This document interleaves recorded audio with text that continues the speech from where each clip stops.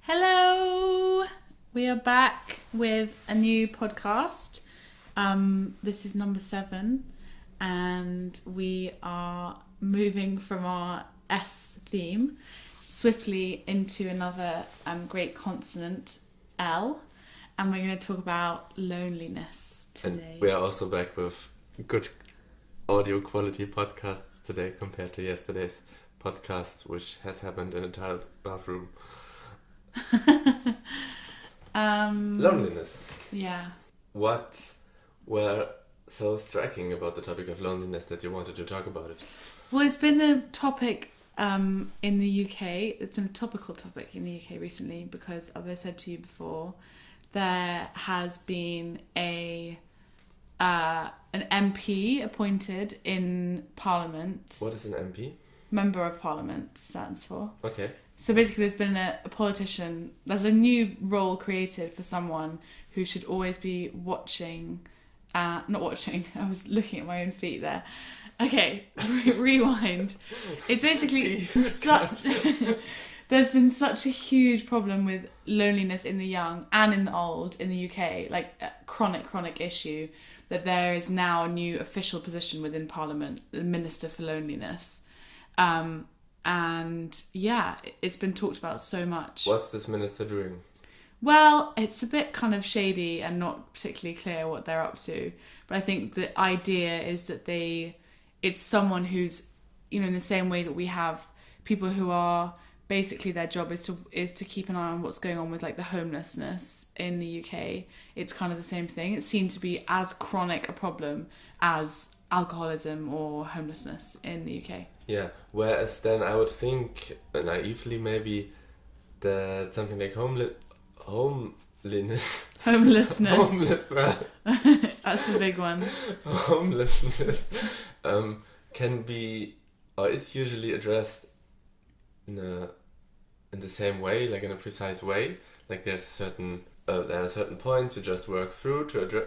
Whereas with loneliness, it seems very vague, very undefined, and very different for each person. Of course, homelessness is also, but I think this is the argument. It's the same argument that can be applied to mental health as opposed to physical health. And there's a real problem in the UK of different attitudes towards mental health in comparison to physical. So much money is put towards physical health, and then there's nothing left over for mental health. So it's the same thing. It's not a visible, visceral problem, but it's something that's like chronically happening all throughout the British Isles. So it seems like, even for me as someone who's quite kind of politically correct and quite like socially conscious, even I thought it was really ludicrous when I first heard there was going to be an MP for loneliness. But it makes sense, like in a world where everyone is more and more isolated, and especially in the UK, which is in some ways so developed but also so kind of backwards, and there's such a huge difference between the existence of people and their connectedness living in big cities and living in the countryside. So if you go, for example, to the Outer Hebrides in Scotland, or like an island off Scotland, like Iona or I don't know, somewhere like that. Have you been there? Leave it in the comments below. You will find like this total isolation. It's possible and sought after and normal, standardized. Whereas then you think about living in London, where you are never further than about a metre away from someone, and where there are like, no houses for people, and there's like a seriously intense housing issue. Whereas the people from the countryside always dream, whereas the people from the city always romanticize the countryside, always thinking, oh, maybe one day I might move to the country. So precisely for having this isolated loneliness. But are the people from the countryside, do you think that most of them are living there because they were born there and they just don't know how to get access to the city? I think the idea of like choosing to live in the countryside is a luxury of people who have previously lived in cities. So you would choose to live in the countryside, like I said in one of our previous podcasts, for the sake of my children's health and space, whereas in actual fact the reason why it happens is because of tradition, location, family, tradition, whatever, and accessibility to something like living in a city. But I think actually the reason why I wanted to talk about loneliness was less that, but more because I think that people are afraid of being alone. I have unlearned to be alone. Yeah, in the same way as I was saying, because we're out now so connected all the time, and it's absolutely standard that you would be in contact with people, whether virtually or physically, all the time. People are scared of being alone, but I think there's a real difference between being alone and being lonely. And that's something that I kind of quietly campaign for, because I hate the idea that I'll have to sacrifice my alone time, and people think that me being on my own is like something to be worried about, when actually it's sacred. Are you worried about me from time to time? Worried about you what? I'm alone. Being alone. But, yeah. Well, yeah, but I wanted to ask you about it because you are very happy on your own. But what do you think? Where do you draw the line between being alone and being lonely? Well, I mean, being alone is a conscious decision. Feeling lonely is something you like. I'm going like I want to be alone, but I don't want to feel lonely. And yeah, that's the line. That's it. Yeah. So. But do you think it's? Do you think it's a development in adulthood?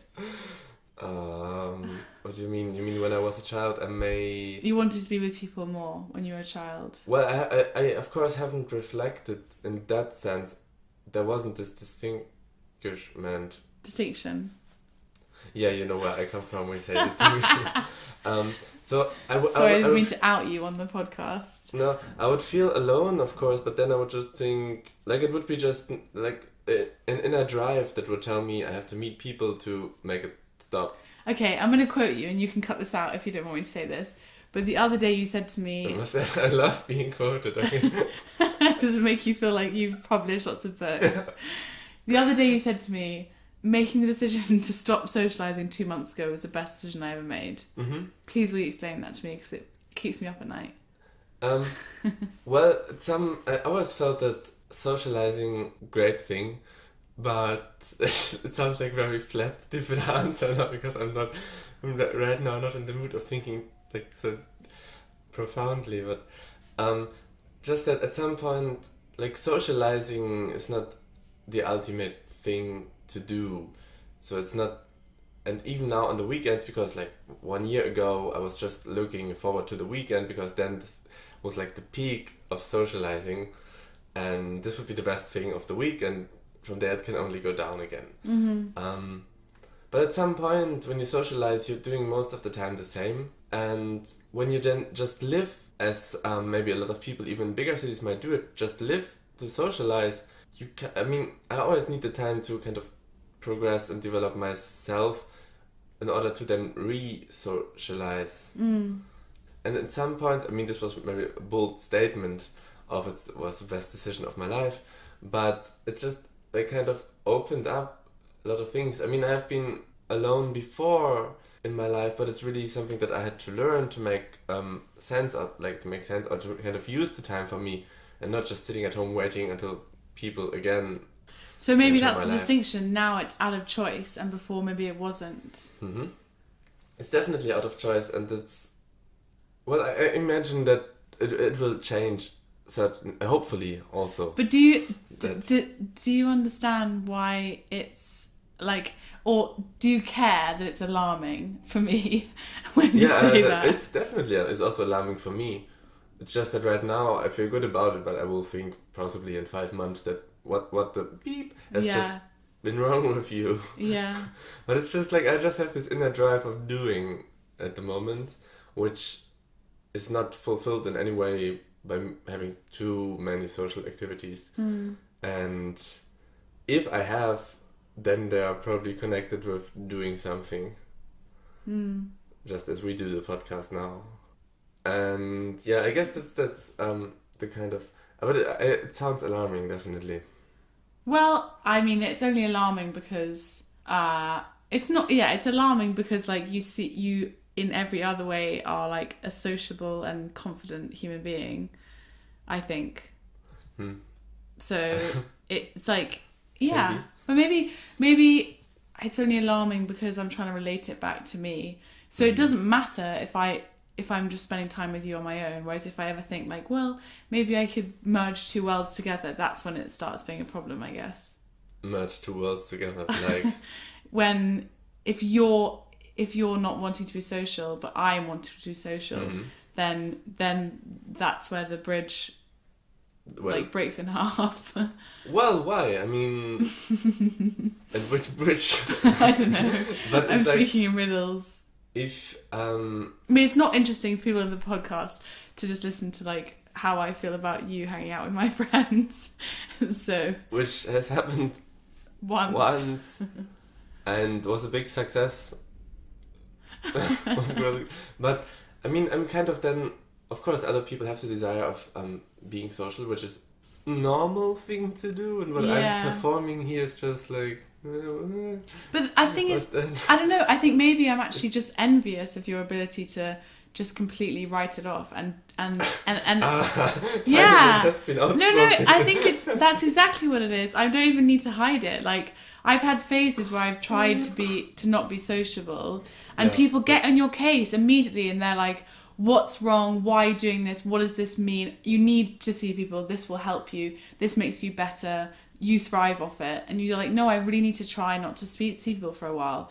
And it's really, really difficult to put it into place. So I'm kind of envious, but I'm also concerned and a bit angry. Concerned, angry.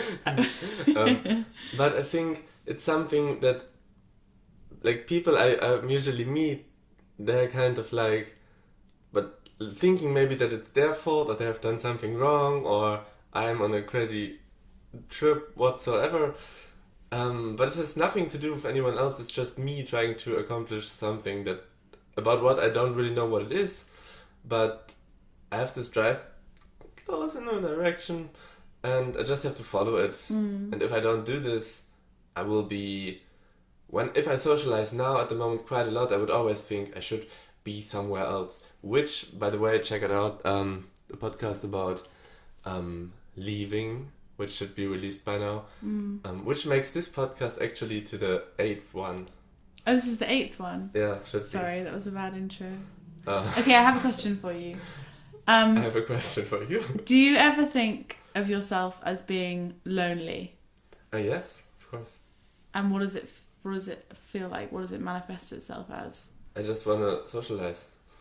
And, well, I mean, of course, like, especially still, like, on the weekends, I still have, like, if it's Saturday night and then I'm just outside running or something, and I see, like, all these people sitting at the waterside, talking to other people, drinking, chatting, flirting, whatsoever, then I think, like, what's this agenda that I just imposed on myself? I can't stand that. And then I'm just getting, like, frustrated, angry, and lonely, and I'm running faster, and I'm like, I really have then, like, a lot of energy immediately, and I kind of have to break out of, like, and then when I'm home after running, I'm like, oh, but you should really meet people, or you should maybe go out now, or just do something.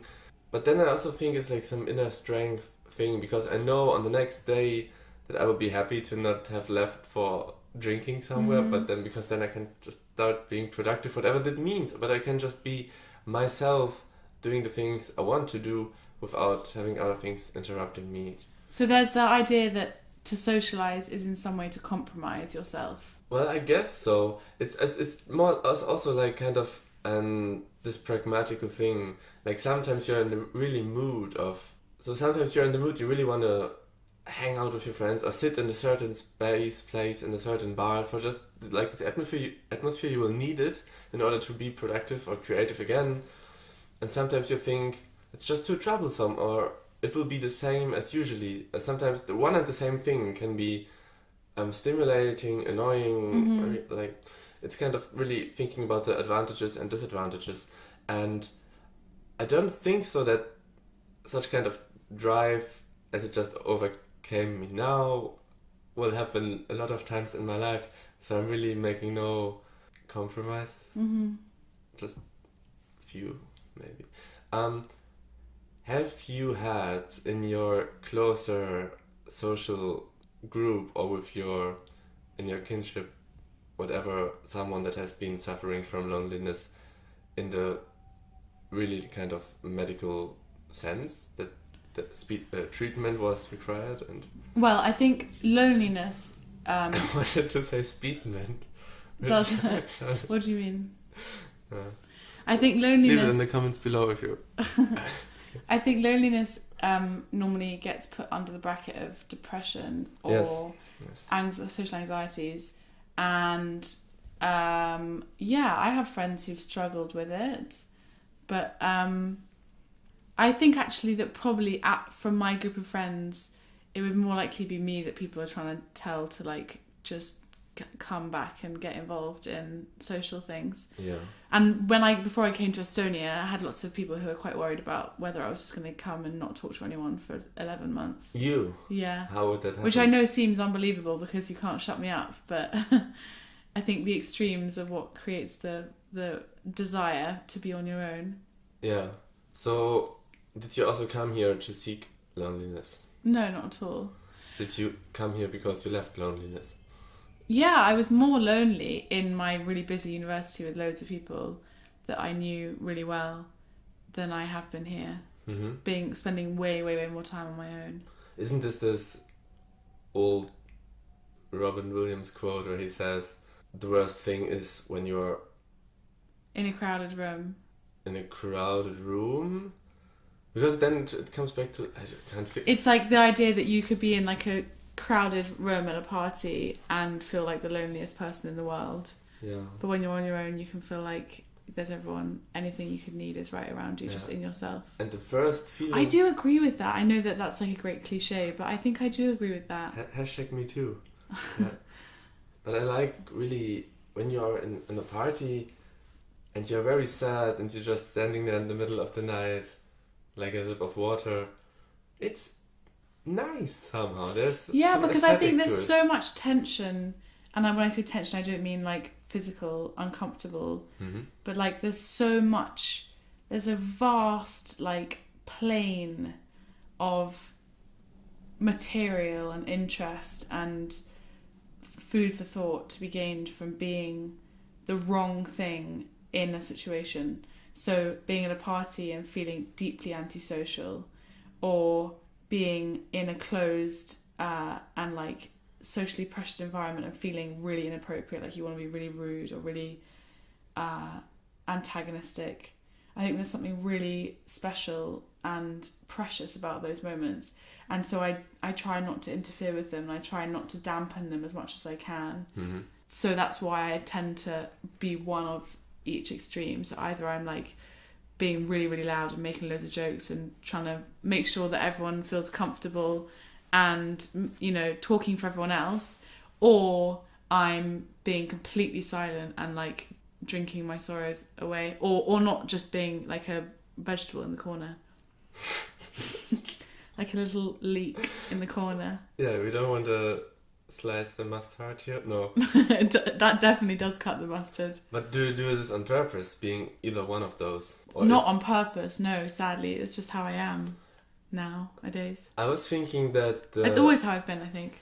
You wanna... No, I'm done. Go ahead. I was thinking that the really depressive medical state of feeling lonely is kind of just like alcoholism. You drink, but by the end of the day, or the end of your by the end of the I don't know, when you're really like into period of drinking, yeah. Yes, the problem is not the alcohol. I mean, that's a problem that has to be addressed, but there are so many other problems resulting from drinking. Yeah. So you kind of break with your family, your physical problems as well. Physical problems, yeah. And it's with loneliness definitely the same. In what sense? So it might just be like a feeling that you kind of want to socialize with other people, but then like first of all your body, like kind of blood pressure, heartbeat gets faster. It's like feeling sad and lonely is like as smoking packages of cigarettes every day. Yeah. And then of course you get like really, really unbearable for any social interaction at some point, because you have to kind of figure it out on your own how to put you back in the place. Because otherwise you're just going to drift down and are lost for any possible social interaction. You don't see the beauties around you. You're just tunnel vision, yeah. Yeah. So I guess that's really loneliness, not something, because like in the way how we refer to it every day, it's very like, oh, I felt a bit lonely. It's very like not just abstract. Yeah, what does it mean? It's like a bit superficial. It has but it really means something. Yeah. This word. But that's why I thought it was interesting to talk about, because I think it should be something that's made more socially acceptable, and also not even socially acceptable, but just is spoken about and is normalized and destigmatized. Yeah. So if you feel lonely, call us on 411. Yeah, 411 Hans. And leave it in the comments. Write us personally. We accept everything besides fax. Mm-hmm. Do you still fax? I actually do still fax. Yeah. But that's just me, so don't fax Tom, just fax me. Yes. I link in the description below your fax my fax number. Or name? Number. Okay, and this is like from all podcasts kind of the happiest one, talking about loneliness, but you just have to take the topics how they come into your mind and let it wash over you. Yeah, but don't think that we are always happy. Listen to previous podcasts, we have some serious issues going on from time to time. Yeah, listen to the Leaving podcast if you think that we're too happy. Yesterday it wasn't that happy. It was at tough. all. It was tough. It was tough all over the place. Okay, bye guys. Have a nice day, nice week, nice life. Bye. Whoop.